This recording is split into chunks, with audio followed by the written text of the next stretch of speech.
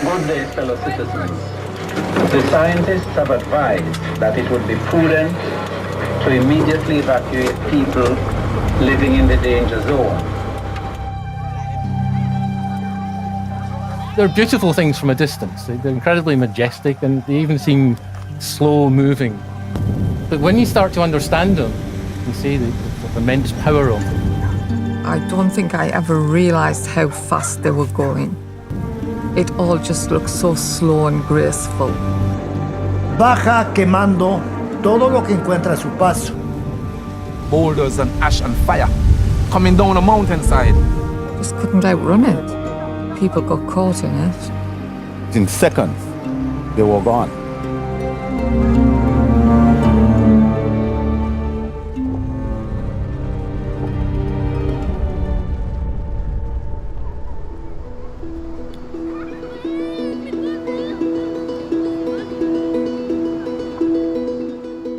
Se represó el río, entonces, y de ahí duró mucho más tiempo, como 2 o 3 meses hasta que se enfríe todo eso.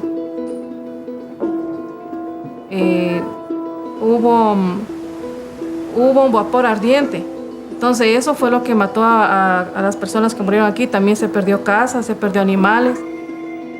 Incluso hay 2 personas que no se les ha encontrado hasta ahora desde que fallecieron. Fue algo impactante porque nosotros nunca antes habíamos visto eso. Lo que nosotros observamos desde aquí del observatorio y desde lugares cercanos es como una nube que baja muy rápidamente flancos hacia abajo. Estas principalmente casi siempre bajan por lo que son las quebradas. Pero en el caso del Tungurahua, en las quebradas y cerca de las quebradas tenemos poblaciones. La vegetación que hay al filo de la quebrada se quema todo. Y ganado que ha habido a 100 metros, a 150 metros por donde ha bajado los flujos pyroclásticos, no ha llegado la calor. Pero el ganado murió por el gas tóxico que tiene. Tiene velocidades que muchas veces superan las de un vehículo, más de 100 kilómetros por hora. Y son de altas temperaturas. Envenenamiento del ambiente se siente con un olor muy fuerte, nauseabundo, ardor a la vista, a la nariz y a la boca. Hay peligro que tenemos que evitar, y si es que podemos evitar, podemos salir para que nuestros hijos y nosotros mismos estemos bien. Hay que salir, hay que hacer caso a lo que nos dicen las autoridades y buscar un refugio donde que podamos dormir y estar tranquilos.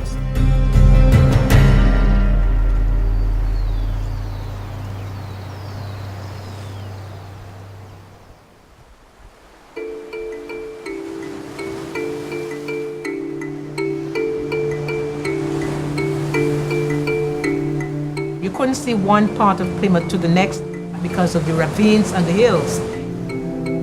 This time, when you went into Plymouth, you can see all the way up to the Soufriere Hills. Every building in sight, with the exception of 1 or 2, are covered. Where we are just now, the buildings are still mainly standing because the flows slowed down by the time they got here. But further up, all the buildings have been totally destroyed.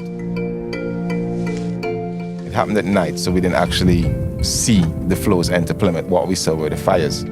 There were explosions from the tanks because there was still fuel in the tanks. The pyroclastic flow would come down those rivers and go straight out on the sea. And can you imagine the pyroclastic flow going on the sea and keep going? It's actually like a hovercraft, and then it all seems to sink into the water, and the water is boiling around it. The sea is not going to stop it.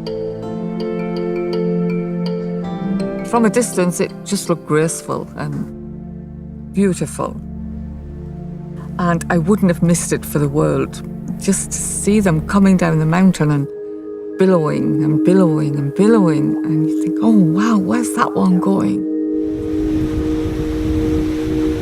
And we thought, perhaps we shouldn't be here.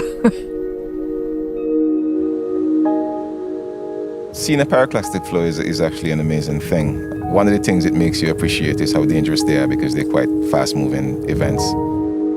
It's so beautiful to look at, but so deadly, so devious.